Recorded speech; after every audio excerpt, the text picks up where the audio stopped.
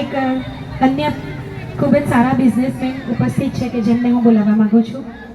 હું વિનંતી કરીશ શ્રી પ્રજ્ઞેશભાઈ સોનીજીને કે તેઓ પ્લીઝ આવે. તેઓ સુરતમાં બિઝનેસમેન તરીકેની પોતાની સુવર્ણ કારકિર્દી ધરાવે છે. પ્રજ્ઞેશભાઈ સોની માટે ખૂબ બધી તાળીઓ થવી જોઈએ.